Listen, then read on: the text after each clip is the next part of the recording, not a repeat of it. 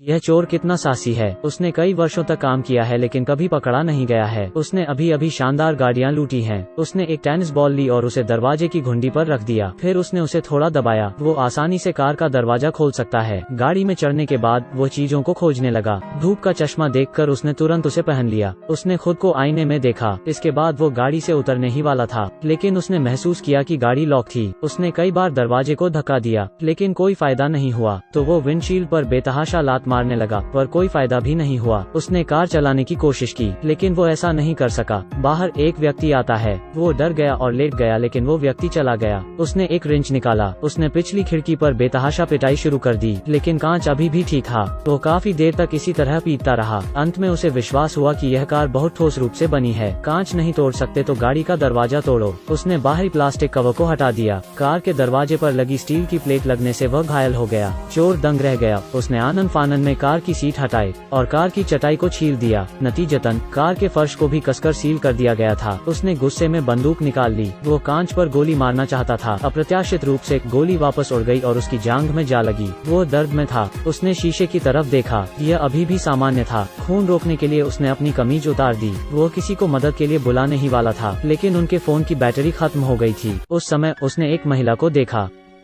वो अंदर से चिल्लाया, लेकिन उसने इसे नहीं सुना और चली गई। शाम को कार में एक टेड्डा दिखाई दिया। चोर उसे मारना चाहता था, लेकिन अंत में उसने ऐसा नहीं किया। उसका जख्म दर्द देने लगा। वो बेहोश हो गया। अगर आप कार में बंद होते, कोई खाना नहीं, कोई पानी नहीं, तुम कब तक आप जीवित रह सकते थे? वो बाहर निकलने की कोशिश में कार का दरवाजा पीटता रहा। अचानक कार में फोन की घंटी बजी। चोर ने फोन उठाया। यह कार का मालिक था। उसने चोर से कहा, उस कार को 35 बार लूटा जा चुका है। आप 36वें व्यक्ति हैं, इसलिए मैंने कार को बहाल कर दिया है। बुलेट प्रूफ शीशा ही नहीं, बल्कि यह गाड़ी ध्वनिरोधी और सुपर टिकाऊ भी है। कार में सभी सुविधाएं मेरे द्वारा नियंत्रित हैं, लेकिन कार की सबसे पतली जगह फ्यूल टैंक है, और अगर आप इसे खराब करते हैं, कार तुरंत फट जाएगी। चोर शाप देने लगा, जब मैं बाहर निकलूंगा तो मैं तुम्हें मार डालूंगा। कार के मालिक ने फोन काट दिया। फिर मालिक ने एयर कंडीशनर चालू किया। चोर को पहले लगा कि यह हवा भी काफी ठंडी है। जब तक तापमान कम और कम नहीं हुआ, उसने महसूस किया कि उसके पास मूल रूप से एयर कंडीशनर के तापमान को समायोजित करने का कोई तरीका नहीं था। वो ठंड से कांप रहा था। उसने जांघों में लिपटी कमीज को झटपट उतार दिया और पहन लिया। उसने एक अखबार के साथ वेंटिलेशन को अवरुद्ध कर दिया। गर्म रखने के लिए उसने अपने शरीर को लपेटने के लिए एक कंबल का इस्तेमाल किया। अचानक एयर कंडीशनर बंद हो गया। कार के मालिक ने फिर फोन किया। उसने पूछा कि क्या चोर अभी भी अभिमानी था। चोर तुरंत शांत हो गया। उसने कहा कि वो जानता था कि वो गलत था। उसे उम्मीद थी कि मालिक उसे कुछ पानी देगा। मालिक ने फिर से फोन कॉल समाप्त कर दिया। उस समय बाहर एक पुलिस वाला था।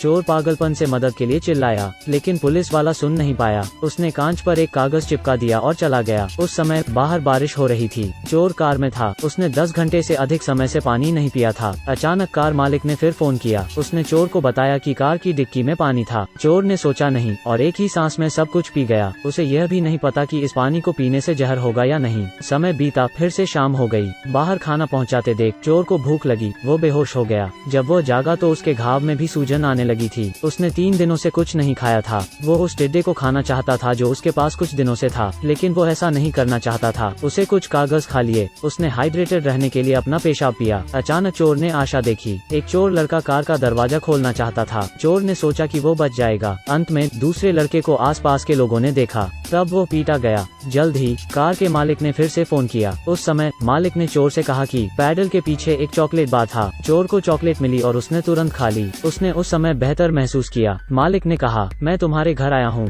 मैंने तुम्हारी पत्नी को कुछ पैसे दिए हैं। मैंने उन्हें बेहतर जीने के लिए कहा है। यह सुनने के बाद चोर ने मालिक से उसके परिवार को नुकसान न पहुंचाने की भीख मांगी। उसने कहा कि वो अब कभी चोरी नहीं करेगा। चोर ने कार चलाने की कोशिश की। अंत में कार शुरू हो गई। वो जल्दी से एक रेस्टोरेंट में आ गया। उसने एक हैमबर्गर खाया। गार्ड आया और उसे पैसे देने के लिए मजबूर किया। उसने बंदूक निकाली और उसे मार डाला। फिर कार में वो अचानक उठ गया। दरअसल सब कुछ बस एक सपना था। चोर खुद को मारना चाहता था और सब कुछ खत्म करना चाहता था, लेकिन बंदूक में एक भी गोली नहीं बची थी। वो न तो जी सकता था और न ही मर सकता था। अंत में कार कार का मालिक दिखाई दिया। वो कार में बैठ गया और बंदूक उसके पास रख दी। उसने एक फोन किया। अचानक चोर ने उस पर बंदूक चला दी। कई दिनों के लिए मोहित किया जा रहा है। अंत में वो कार से बाहर रेंग गया। तभी कार मालिक ने उसका पीछा किया। वो उसे वापस कार में लाना चाहता था। तभी पुलिस ने इसे देखा और उसे हिरासत में ले लिया। जल्दी से बहुत से लोग आ गए। पत्रकार एवं वार्ताकार उपस्थित थे। विशेषज्ञ वार्ताकार ने कार मालिक से कहा, यदि आप एक चोर को मारते हैं, आप कुछ नहीं बदल सकते। आपको अपने परिवार के लिए सोचना चाहिए। अंत में मालिक ने चोर को जाने दिया। इसके बाद वो कार में सवार हो गया। कुछ देर बाद कार में विस्फोट हो गया। बहुत से लोग नहीं जानते थे कि उसने ऐसा क्यों किया। चोर ने क्षमा प्रार्थी महसूस किया। वो एक बेहतर इंसान बनने लगा। लेकिन इसका कार मालिक से क्या लेना देना है? उसने खुद को क्यों मारा? आपका इस बारे में क्या सोचना है?